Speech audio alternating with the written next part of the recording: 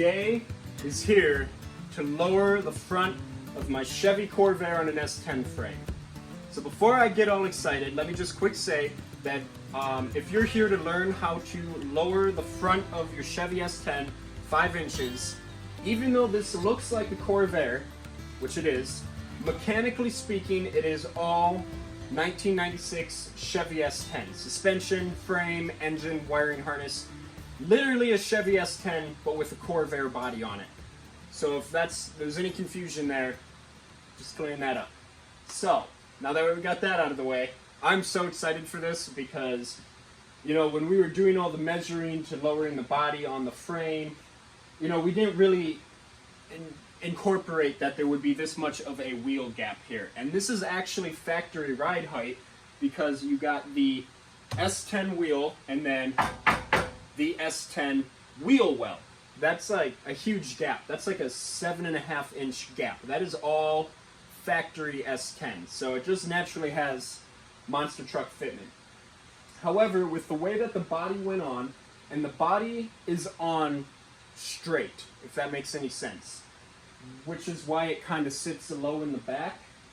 It's just super hard to explain, but just when I tell you that the body is on the proper way, the body is on the proper way. So we're not going to lower the back end at all because it's already low enough, right? So we just got to lower the front end 5 inches. I have all of the parts here. I figured we would quickly unbox the parts and then we'll go straight into installing it. No, this is not sponsored. None of this is sponsored. I just like the sweatshirt. But yeah, so I'm very excited. Let's just get right into it. Oh, one other thing. I will not apologize for my excitement when we're done with this because I am already freaking out. I'm so excited for this. I've been wanting to do this for a very long time. So let's get into it. Also got new tie rods. Just got these from my O'Reilly's. And then we also got all new wheel bearings, also from O'Reilly's or really any auto parts store. So we're going to replace that as well. And then we also got new cotter pins for the ball joints and stuff like that. And then we just picked this up today. This is a handy packer bearing packer. It's pretty cool. You put the bearing in there and then force down on this and it ejects the grease into the bearings. Yeah, you can do it the traditional way where you put the grease in your hand and you like do that with the bearing and pack them, but that rubs your hand raw and it's not really good for you. So we're not going to do it that way. And then of course we got the grease. So all of this stuff right here was bought at O'Reilly's. That's, you know, whatever. So let's start with, we got the springs right here. These are from Max Track Suspension. And I will put the links for all of this stuff in the bio of this video. So go ahead and check that out. But these are the new springs that will drop it 3 inches. You can see that. Here's the problem with the springs though, because I need this car to be 5 inches low. So I couldn't settle for 2-inch springs or anything like that. I went with the 3-inch. Also, don't cut coils. That's unsafe, it's stupid, and your car is going to handle like crap and also ride like crap. So another thing with the 3-inch springs is when you're going to buy these, a lot of times you're going to find the springs and the lowering blocks for the rear end. I did not need the lowering blocks because the rear end of the car is already low enough. So just finding the springs is kind of a challenge because 99 times out of 100, you're going to find the springs and the lowering blocks. So just finding the springs is awesome. Up next, we got the Beltec Drop Shocks Nitro Drop 2, but that doesn't mean 2 inches. These shocks are universal, but they fit the S10 perfectly. These drop the S10 3 to 5 inches. So even though I'm dropping it 5 inches, the springs are really only what is important when it comes to this, and I'll explain why in a second. But it's hard to compress, but I can still do it. So you got 2 of those. And again, these are the 3 to 5 inch drop. And yeah, super nice overall. And then for the big kahuna is the 2-inch drop spindles right here. Let me get this open for you. And this is important because you can't get like a 5-inch lowering spring. That would be, you just can't. So you get the spindles, and with the spindles, it's part of the control arms, or not the control arms, it's the spindle, but the axle piece, it relocates it 2 inches up. So that's an instant 2-inch lowering. So you just have to go with these. You get what I'm saying? So let me get this out of the box here. All right, here we go. Look at that. So, as you heard me say, I think it goes, here, it goes like this. This is the passenger side. But basically, is this the passenger side? I'm not sure. We'll find out though. But basically, it takes the axle here, where on the factory it would be down here, and it relocates it 2 inches up. So you need these. So you got 2 of those, left and right. And that's it. That's all you need, besides maybe some random little hardware like cotter pins or stuff like that. That's all there is to it. Okay, so the first thing that we're going to do is we're going to lift up the car, put it on jack stands. I also still have the jack supporting it. Everything is safe. Give the car a good shake. Everything is good to go, and then obviously take the wheel off. So the first thing you want to do is you want to go back here where the these really long, I think they're pins is maybe what they're called, and they hold on the brake caliper. So let me get some better lighting in here first. All right, so you grab a rather large Allen key, put it on the back here, and then one thing that I did is I took a bottle jack handle, fed that through, and then that will give you enough leverage to take them off. I apologize about the shaky cam. I'm not quite sure where my cameraman wandered off to.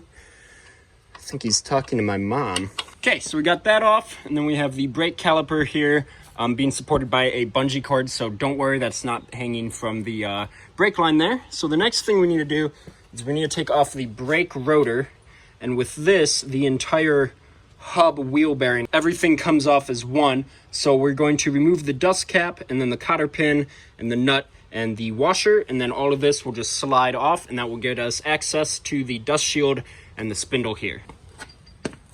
So that's it without the dust cover. Now we need to take the cotter pin out, and then the axle nut, and then there's a washer there behind that.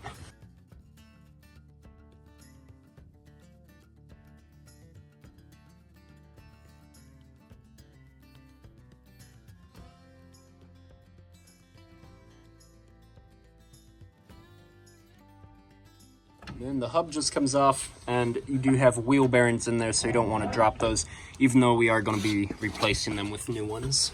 So after that, that gives you access to these 3 bolts here. This one and this one are both 11 millimeters, and this one right here is a 13, but you don't need to worry about that one because that holds on the wheel sensor there.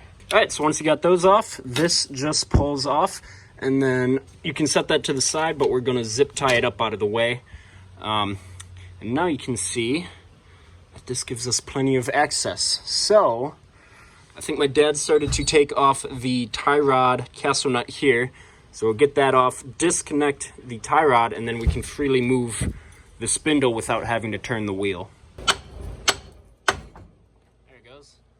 All right, so now this moves freely, and we can get access to the cotter pins here, and then the castle nuts, but we don't want to take the castle nuts off right away. So let's get those cotter pins off.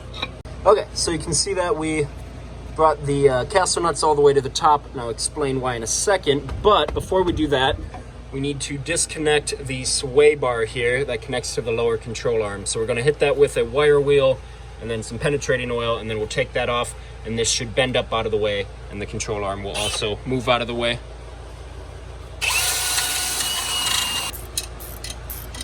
And that is a 13 millimeter wrench.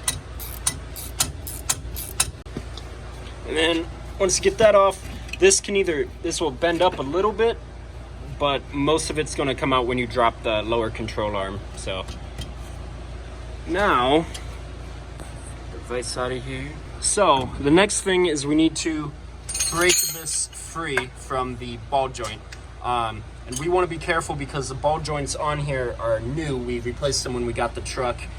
So you want to be careful if you use a pickle fork so you don't destroy the rubber here. Another option you can do is just beat the side of the spindle here until they pop loose. And they'll pop loose and casting nut will stop them. So that's why you don't want to take it off all the way. Oh, see? Look at that. See it drop down and then the casting nut stopped it. So now we need to get the bottom one, which might be a little hard to hit. But anyway, that's all you gotta do. Okay, so my phone is having a little bit of problems recording, but basically the shock goes there, and there's two places that you bolt in here, and then there that I cut. And then this here goes right there, you can kind of see. And usually what's gonna happen is the nut is going to basically rust to this, and when you go to try to twist it, the entire shock, the metal part here, is gonna twist. So we had to cut it, which isn't too big of a deal. You just want to be really careful of that brake line right there. So there's that. And then you got two bolts right there that are still in there, and I'll explain why in a second. But to get the shock out of here, I just cut that, loosen the bolt, cut that. And the shock dropped out, and you can see, like, it doesn't even go back up. So these were really bad. Okay, so now you can just barely see it, but you see the bolt right there. There's this clip that basically like clips around the bottom of the control arm like that, and then the bolt goes right through it. Well, it is unfortunately rusted to the clip, and when I went to loosen it, it broke. So now you can see, there you go, that is a good shot. It's just spinning in there, so that's not good. But now one thing we can do is we can actually get the jack underneath the control arm here, undo the top castle nut to let this drop down, you know, still being supported by the jack, and then we can get the spindle out of here and then lower it the rest of the way and ever so carefully get the spring out of here. Now we don't need to put spring compressors on here. We're just going to lower the suspension all the way and just let it decompress, and we should be good to go getting that out of there, and then we'll deal with the bolt problem in there. Okay, so now we have pressure on the lower control arm, so we can undo that top castle nut, pry bar, to lift that up.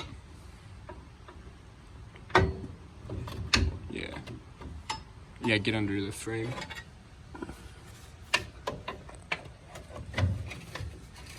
Yeah, look at that. You can set that down. And you might have to pry up on the upper control arm just to get that out. That slides off. And then you see the pickle fork is still kind of stuck in there.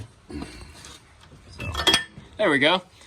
Now, for the fun part of slowly lowering everything, moving the caliper out of the way and all that. But yeah, slowly lower it down.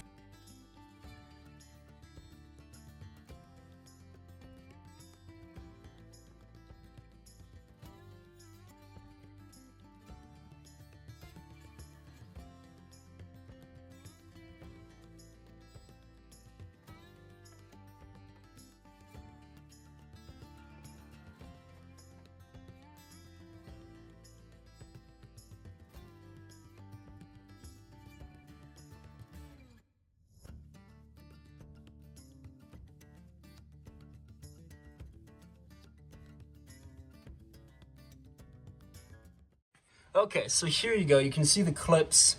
They used to be like that and then clipped over, but you can see that they just broke from being so rusty on both of them, unfortunately. So we're going to try to get those out, and then once that's out, we're going to vacuum everything up, and then we can get to installing new parts. So we got those out. We had to apply a little bit of heat and then get a air ratchet on it with a vise, but it all came out. So now we're just kind of cleaning it up, making it look a little better. In the future, I would really like to repaint all of this and put new bushings in, but that will have to be down the road. So we'll just have to deal with the rust for now. But it's really only surface rust. It's nothing too serious, unlike some other S10s we have. So now, I think we put the spring in, but the spring has to go in a certain way. See the piece right here? So let's get the spring and I'll explain that.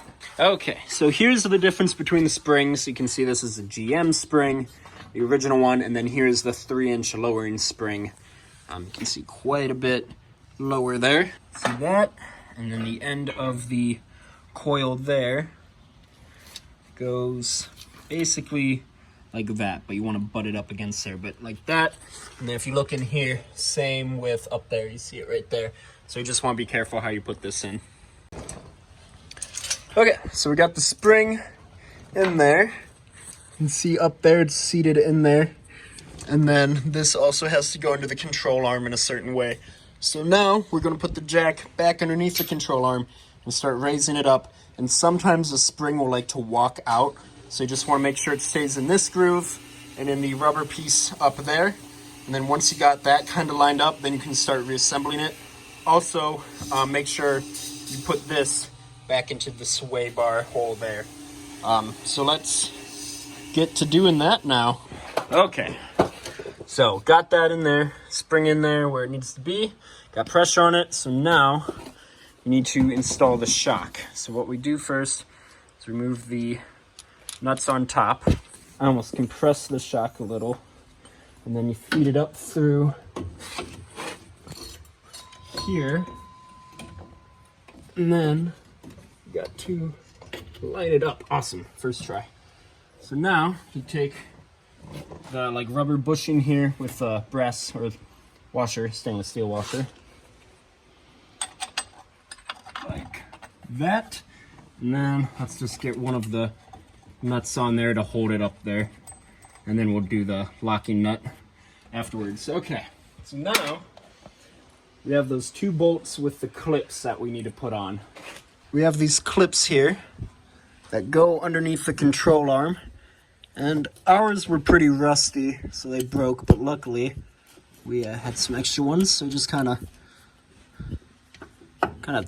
get him on there. Might have to put the camera down and do that two-handed. There you go, just like that, and then you do it to the other side, and then we will go up there and tighten it down. Okay, so now that we got the ones down there all buttoned up, we went up here and just tightened those down, and yeah, pretty much just did that. So now the spring and the shock is in, but we still have pressure on here. So now the next big thing is we need to install the drop spindle. Okay, so actually before we install the drop spindle, right here, this piece right there is going to rub onto this flange here. So what we can do is we're just going to take the cutoff wheel and just kind of cut right where it lips out here, starting here, and basically do probably about here-ish, so that won't rub. And then we might even grind down a little of this as well. So we're just going to use a 4-inch grinder on that. So there you go, you can see I ground that a little bit, and then I cut off quite a bit here, which sounds like a lot, but none of that is structural. Really, when you get up here and here is when it gets structural. So we'll be good there. And then, because I don't want my nice new parts rusting, I have some paint here and a paintbrush. So I'm just going to basically paint this black quick, just because I don't want that rusting. And I'll probably paint that part as well, too. Just, again, I know everything else is rusty, but just some preventative maintenance. Okay, so we got the bottom one on there, and we just need to lower the jack a little bit, get the tension off the spring, and then we can also pry up on the upper control arm.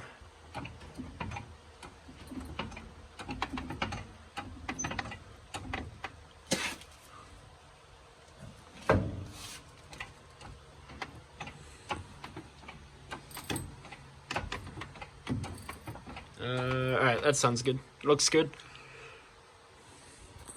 Yep, we're good. All right, and we take the bigger castle nut that goes on the bottom. Which one had the washer? Was that up top? Yeah, the top one. And then the top one for us, though, has a washer. All right, so now that we got that all put back together, we need to connect the sway bar piece here, like that. And then once it's at an angle, but once you get the car back on the ground, this will straighten out. Okay, so we got the castle nuts on there. You can see that they line up with the holes. And so next would be cotter pins. But before we do that, we are going to switch out the tie rod for a new one. And then we're going to do all the cotter pins at once. So my dad is loosening that. And then he's going to measure the threads there so we can get it somewhat close. And then I'm hoping early next week I can get this in for an alignment and make sure everything is all nice and square. So once you get these loosened, these will just unthread and you twist them out, and then make sure you got your measurement from before, and then you just screw in your new tie rod. Don't forget about the Zerk fitting. All right, got the tie rod back installed. So now we need to install the cotter pins for the ball joint castle nuts. Do that, and then we are gonna have to move on to packing some bearings. Okay, so technically speaking, the suspension is all put back together. You can see the spring, the shock, tie rod, and of course the drop spindle. And then you can see that there's clearance here, so that is good there. So now we need to put new wheel bearings on, and you have to pack those. And so I'll show you this cool thing that we got here. You fill the bottom of it with grease, and then this unscrews, and then there's holes in there, and you put the new bearing in, and then you just squish it down, and that way it packs the bearings, and that way you don't need to do it with your hands or the traditional way. There you go, you see the grease coming out of it. Okay. And then if you lift up on the top piece, there you go. Okay, so got the bearings all packed to there, and then before that goes back on, we need to put the dust shield back on first, and then we put the brake rotor on that houses the bearings. It is kind of a shame to put the rusty parts back over top of the new ones, but that's all we have right now. And then make sure you grease the new spindle.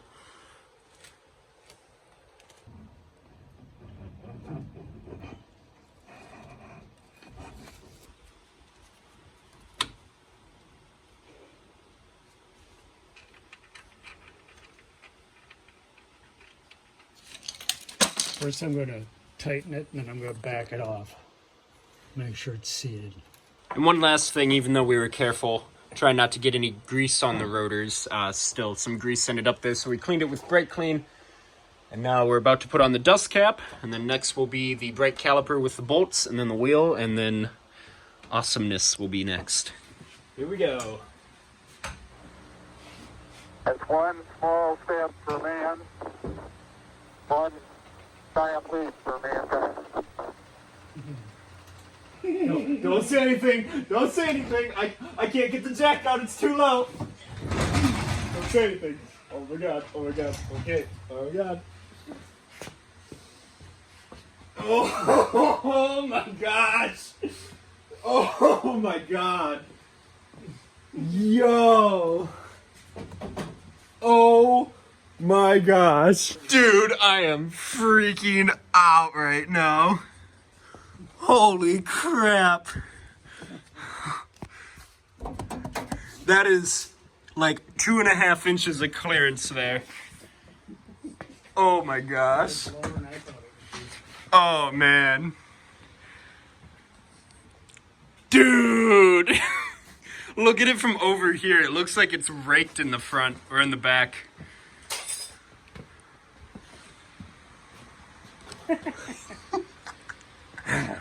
That looks so good. Holy crap.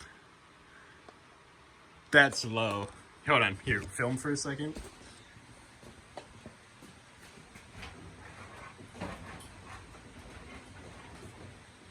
Oh my gosh. Oh my god, dude. That is okay. This is everything. This is what's up right here. Holy crap.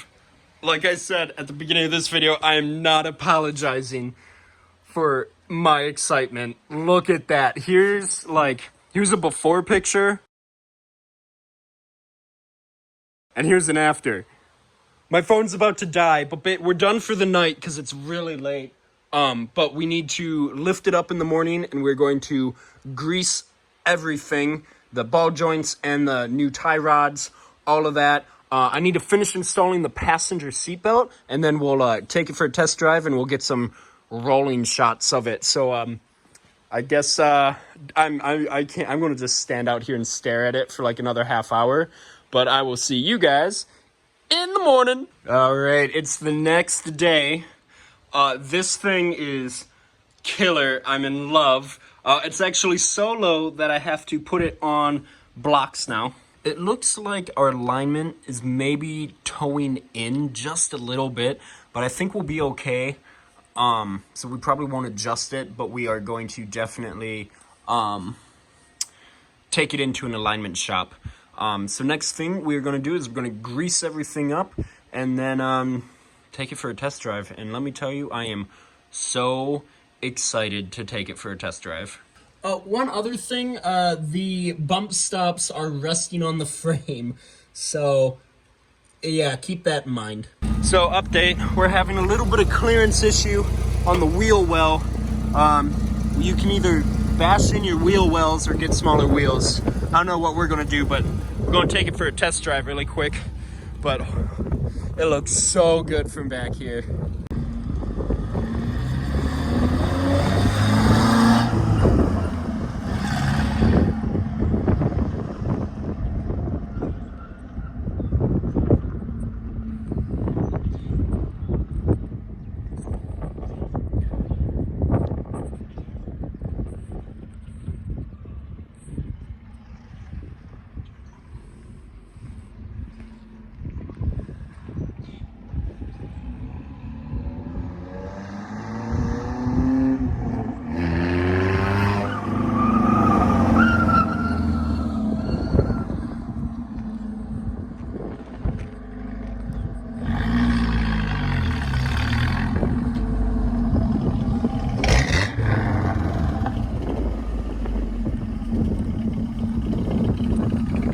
Okay, my dad is driving it because the wheels are so badly cambered in and out of whack.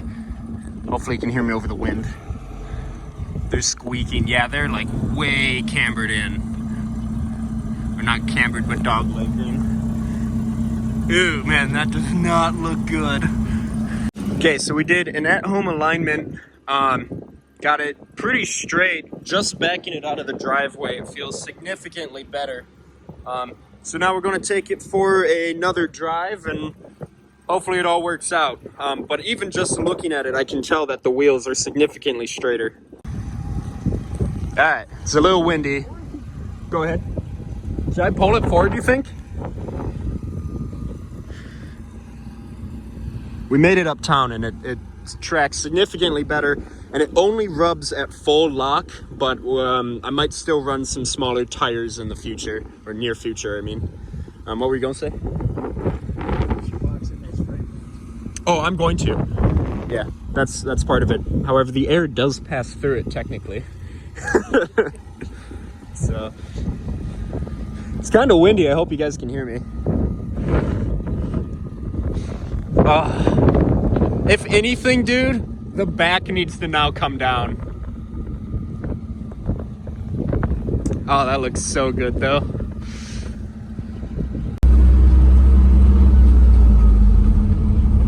Like a wide turn.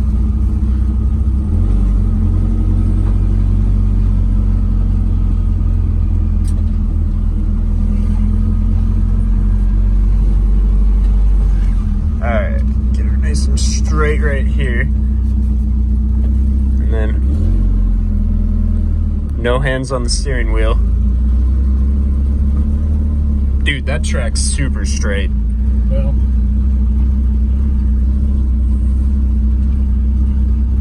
okay, so we just got back. As you can see, it was a huge success. Again, I really apologize about the wind. We smell like an oil smell, like a fresh oil burning smell. So I'm just seeing if I can smell anything or see anything.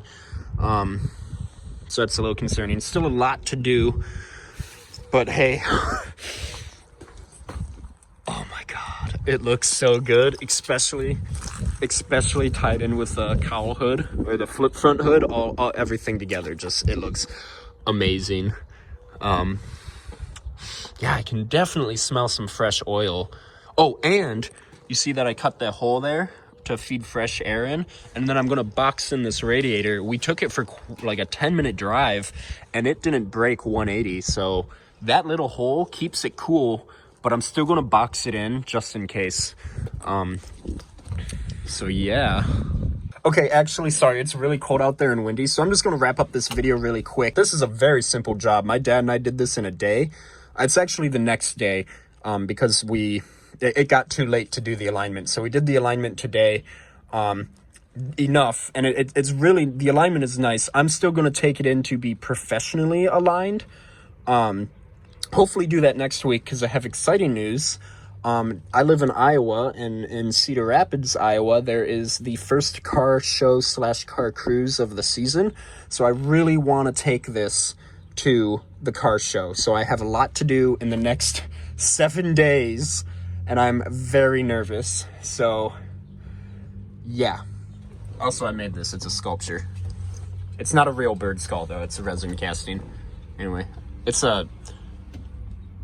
inspiration from Mad Max, in case you were wondering.